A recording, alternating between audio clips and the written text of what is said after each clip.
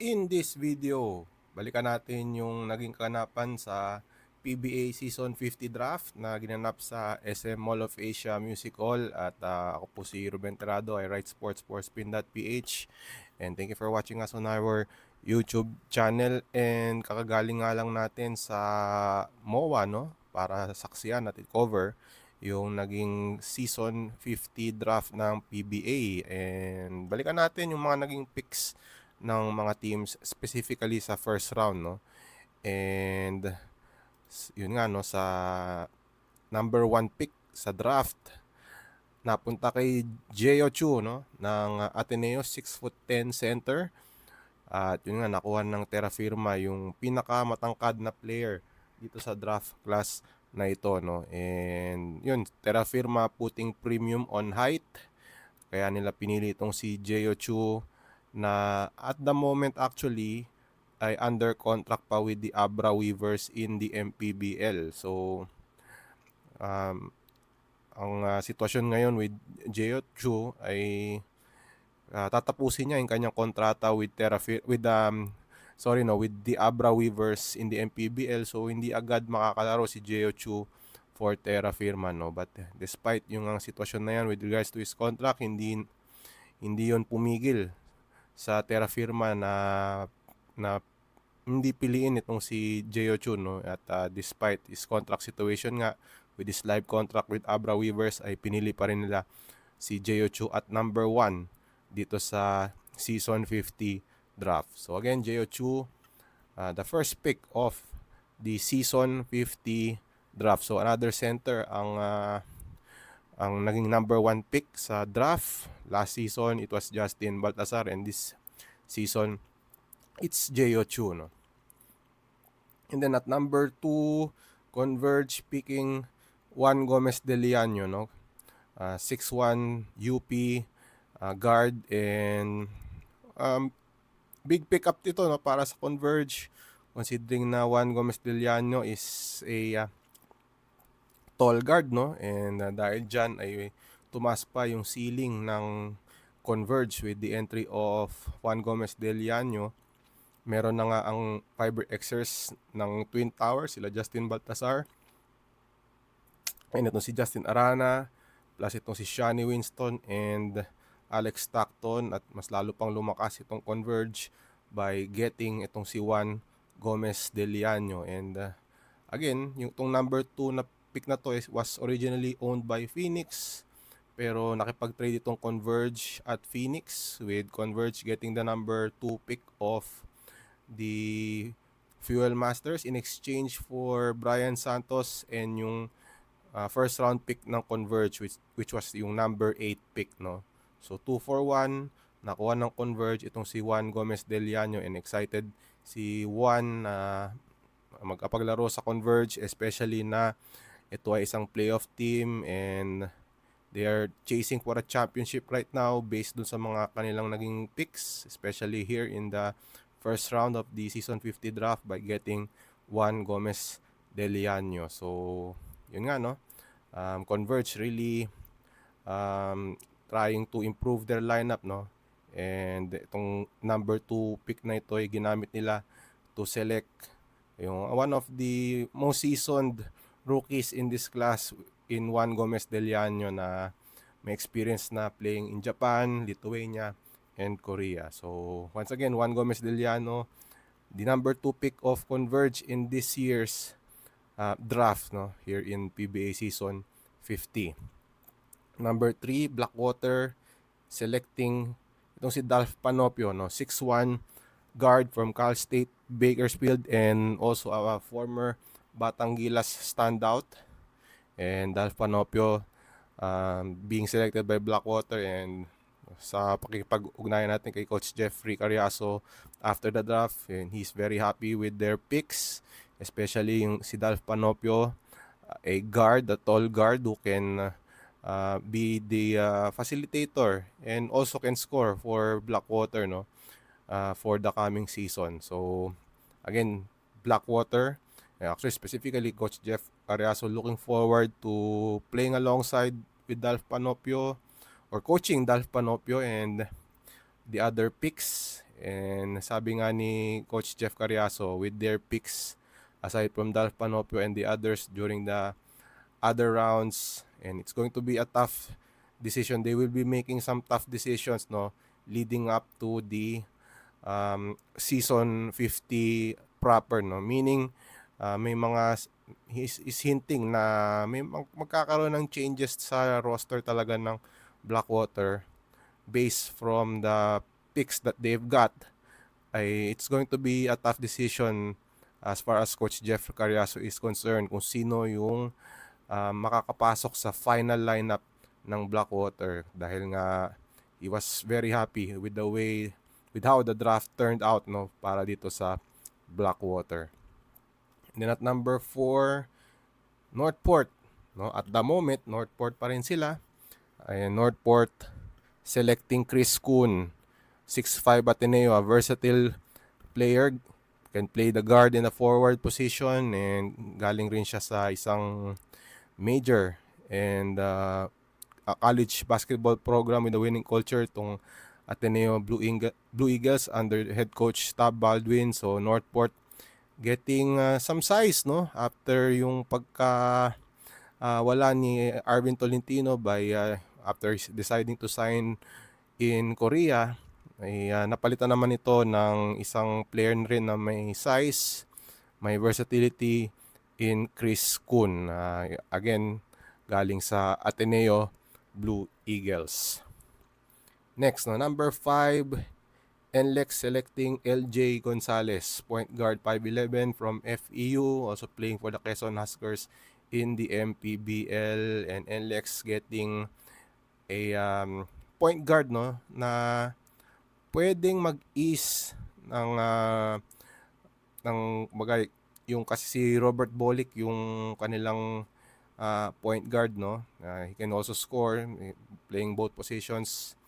But we all know that Robert Bolick is a scorer, and siguro this is a chance, no, na in a way si Robert Bolick can shift to the role of the scorer, and then coming in here is LJ Gonzalez, who can be the facilitator for the NLEX Road Warriors, no. So yun yung mga possible scenario dito sa pagpili ng NLEX kay LJ Gonzalez, who incidentally is also reuniting with his former teammates sa FEU, Baby Tamaraos, and even the senior Tamaraos in the UAAP, si Cyrus Torres. So again, LJ Gonzalez will be playing for NLEX, and we actually expect LJ Gonzalez, no, na hindi pa siya makakalaro for NLEX for the first few months of the 50th season, dahil nga under contract pa siya with the Quezon Huskers in the MPBL, na number 1 ngayon sa South Division standings. Number 6, Magnolia picking Yukien Andrada, no. My apologies, hindi po 5'11" si Yukien Andrada. My apologies, hindi po natin na-edit yung profile ni Yukien Andrada, but Yukien Andrada is from San Beda. He is 6'5", and yun nga, no, forward, no, playing for the Magnolia Hotshots starting this season. And ito si Coach LA Tenorio really high on Yukien Andrada, no. Sabi nga ni Coach LA, umattend din ng tryouts itong si Yukien Andrada sa kanilang practices, and he was impressed with how versatile Yukien Andrada is, and he can score also as well with his 3-point shots, and he can also defend at his height, no. Ang height again ni Yukien Andrada is 6'5", so meron silang big, no, additional big para dito sa kanilang kampanya sa 50th season, with Yukien Andrada being drafted by the Hotshots. And once again, hindi rin makakalaro agad si Yukien Andrada sa Magnolia because of his commitment pa with San Beda in the coming NCAA season. So that's the situation right now with Yuki Andrada. Hindi pa siya maglaro agad with the Hotshots sa 50th season, but definitely Coach LA Tenorio excited to have his first ever draft pick as an head coach, no, to play for Magnolia in the coming 50th season.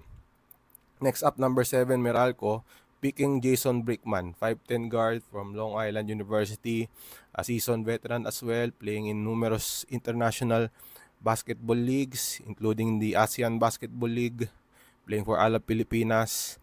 And Jason Brickman now playing in the PBA with the Meralco Bolts. No? Hindi naka-attend si Jason Brickman sa draft proceedings because of a prior commitment. And I believe darating si Jason Brickman on Monday if I'm not mistaken. But hindi rin agad siya makakalaro sa Bolts because he is still under contract with the Abra Weavers in the MPBL. So Meralco will have to wait to get the services of Jason Brickman for the 50th season. But definitely a good addition as well. Although medyo loaded din sa guards itong Meralco with Banquero there. And ayun nga, no? And of course, yung kanilang primary wingman, no, na si Chris Newsome. But again, Jason Brickman also bringing experience to the Bolts, no, with this impending entry dito sa kanilang koponan. Number 8, Phoenix selecting Will Gosum, 6'6 forward from College of St. Benilde. Ito yung originally owned by Converge, and then nakipagpalitan nga itong Phoenix and Converge, with Converge getting the number 2 pick. Phoenix in return receiving itong si Brian Santos and ito nga si Will Gosum. Na itong Phoenix wanting to have a big man, no? Gusto nila ng isang quality big man for this coming draft, and it seems like they got that, no, in Will Gosum, and even acquiring Brian Santos as well with that trade with Converge, no. So in essence, it was Brian Santos and Will Gosum in exchange for Juan Gomez Deliano. So tingin nyo ba fair deal yan? Just comment down below. But regardless, itong Phoenix was able to secure a big man na kanilang hinahanap in Will Gosum. Number 9 on the list, no? Itong si Chris Miller, no? Si Chris Miller taken by San Miguel at number 9, 6'2 Salem University, plays guard, and ito yung pwede nating sabihin na sleeper pick, or we can say na medyo under the radar itong si Chris Miller, but definitely if you are going to research yung kanyang credentials, he has played in international basketball for 10 years in different countries, Iraq, and even Germany and Switzerland, if I'm not mistaken. Definitely he has been around, he has experience, and ito, no, San Miguel getting a player who can shoot and can also defend, itong si Chris Miller, and is very excited with the prospects of playing for a championship in his first season dito sa PBA with the Beermen, who are actually the defending champions of the season opening Philippine Cup. So again, Chris Miller, no, one of the pwede nating sabihing sleepers, possible sleepers in this draft, going to San Miguel, no. And again, itong si Chris Miller nga pala, nakalimutan nating sabihin na he also won the 3-point shootout during the draft combine. So doon pa lang, no, we can see that Chris Miller can shoot, and that's really something that San Miguel can use, no. Malakas na nga itong San Miguel, and now that they're getting Chris Miller, if he gets the minutes and he plays his role, definitely a weapon, an added weapon for the Beermen in the coming season 50 of the PBA. Number 10 on the list, no, rain or shine, taking Christian Manaytay, 6'5" from UST and a power forward.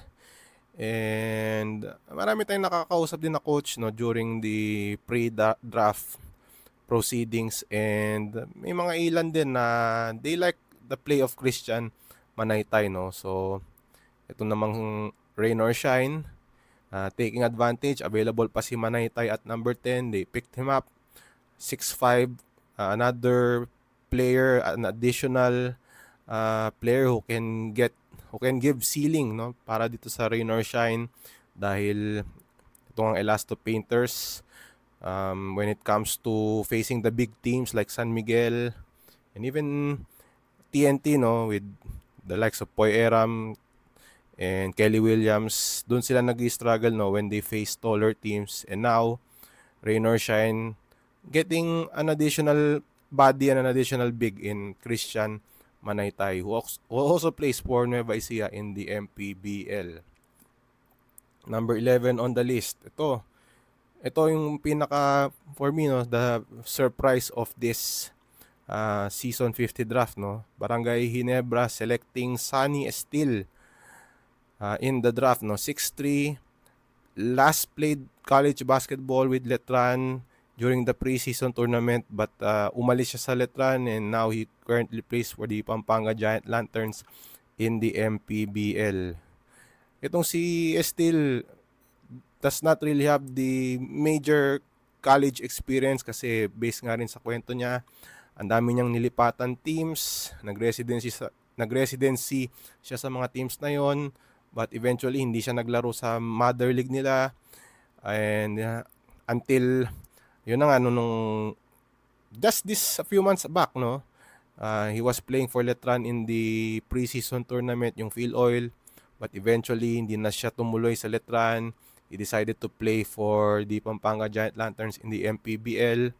So talagang under the radar tong si Sunny Esteel, no, and parang tumaas yung stock ni Sunny Esteel during the draft combine when he was named as the MVP while also playing for Barangay Ginebra in the draft combine, no. During that time, the team of Ginebra in the combine was coached by Coach Olsen Racela, and Coach Olsen was able to get a closer look, no, at Sunny Esteel. At sabi nga ni Sunny Esteel, no, during the combine, ang instructions lang naman ni Coach Olsen Racela is to play with hustle, and yun nga yung binigay niya dun sa draft combine na yun on his way to winning the MVP. And because of that, mukhang dahil dun sa pinakita niyang yun, ay he was able to impress the Ginebra coaches, at dahil nga doon, pinili nila si Sunny Esteel at number 11 dito sa season 50 draft, no. And then to wrap up the first round, Rain or Shine picking June Roque, 6'3" guard from Letran. And itong si Roque was one of the mythical 5 winners, no, sa draft combine nung nakaraan, no. And maganda rin yung kanya pinakita, no. A guard who can shoot, who can also defend, can even play different positions, no, based dun sa nakita natin sa draft combine, no. He can actually slide into the small forward position. So very versatile din to si June Roque. And ito nga, no, Rain or Shine able to select itong si June Roque na to me, no, isa rin sa mga sleepers, no, in this draft, no, dahil hindi siya masyadong gumagawa ng ingay, but definitely June Roque, he can play, and he showed that during the draft combine. And Rain or Shine definitely looking forward to have him for season 50. So yan po yung first round. And then yung second round, mabilisan lang, no, number 13, Barangay Ginebra selecting a big man in Mario Barasi, who also played dun sa draft combine team nila. Phoenix going big as well at number 14, getting Dave Ando, who also had an impressive showing dun sa draft combined. Blackwater taking Simon Sandagon at number 15. Then at 16, Northport selecting CJ Austria. Number 17, NLEX picking Arvin Gamboa. Number 18, Terra Firma selecting Sean Umali, who also had an impressive combine, no, with this outside shooting. Sean Umali selected by Terra Firma. At number 19, Meralco picking Vince Magbuhos, a big man. 20, Rain or Shine taking Mark Omega, no, another player from Letran, a big man as well. At number 21, Converge selecting Kobe Monhe. And then 22, Rain or Shine again, no? Taking Deo Quahao off let run as well, no? Shooter itong si Deo Quahao. So, an added scoring punch for Rain or Shine. 23, Barangay Enebra picking John Abis from Perpetual Help. And then 24, Rain or Shine finishing the second round by selecting Joshua David. And then, mabilisan na lang, no? Yung third round, excuse me, no? As seen here, yun nga, si Terra Firma, Orin Katakutan, Phoenix, Harvey Pagsanan, Blackwater, Jack Dumont, Northport, Mark Sangko, Enlex, John Lawrence Kapulong, Magnolia, Gab Gomez, Meralco, Ethan Galang, Converge, Tony Inot, San Miguel, Royce Mantua, and Rain or Shine, no? Si Cole Maisek, pinili ng Rain or Shine. Talagang pinanindigan na ng Elasto Painters yung kanilang pagiging quote-unquote Elasto Pogi, no? With this selection by Cole Maisek na kilalang model din, no? And at number 35, TNT. Their first pick in this season 50 draft, they picked itong si Sean Kitevis ng Ateneo, no? Ito fourth round, mabilisan na lang. Yun nga, si 37 or 36 si Dolan Adlawan at 36.